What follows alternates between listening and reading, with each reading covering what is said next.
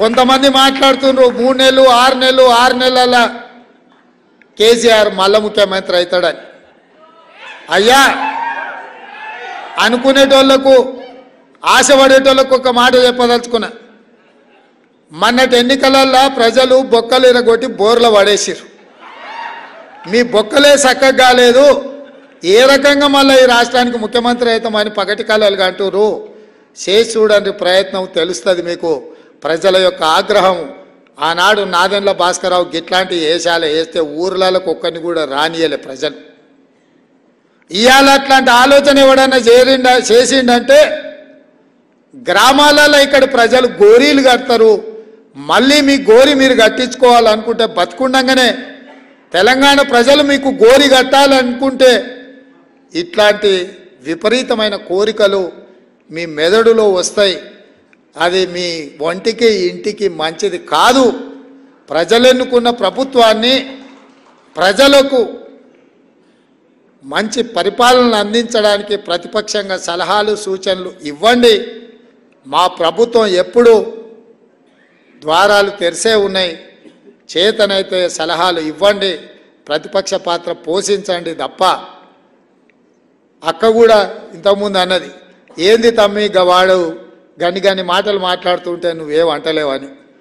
నేను అక్కతో చెప్పిన, అక్క వాడిని అక్కసే వెళ్ళగక్కుతున్నాడు, మనకెందుకు, మనం కుర్చీలో కూర్చోవడమే వానికి వేసే శిక్ష. అందుకే అసెంబ్లీలో కూడా బయటకు పోనీయలేదు అక్క, ఆనే కూర్చోబెట్టిన. బిడ్డ నువ్వు చేసిన పాపాలని మేము చెప్తాం, వినడమే నీకు మేము వేసే శిక్ష అని చెప్పి అసెంబ్లీలో కూడా చెప్పినాం. సస్పెండ్ చేస్తామంటే వద్దని చెప్పిన.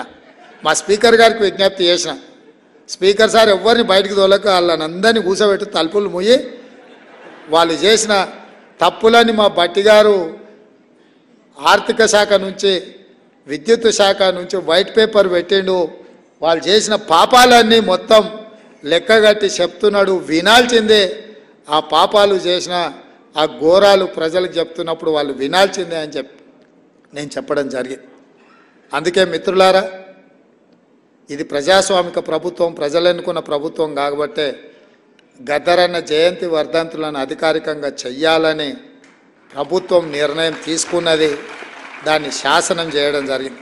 ఇదే కాదు, మొన్న సినీ ప్రముఖులందరూ కూడా నన్ను కలవడానికి వచ్చి చాలా విషయాలు ప్రస్తావిస్తూ గత ప్రభుత్వంలో నంది అవార్డులు ఉండేటివి, మీరు పునరుద్ధరిస్తే బాగుంటుంది అని చెప్పి సినీ ప్రముఖులందరూ నన్ను అడిగితే వాళ్ళకు ఒక మాట చెప్పిన, నంది అవార్డులు కాదయా, ఖచ్చితంగా మా ప్రభుత్వం అవార్డులు ఇస్తుంది, ఆ అవార్డుల పేరు గద్దర్ అవార్డులు ఉంటాయని చెప్పిన.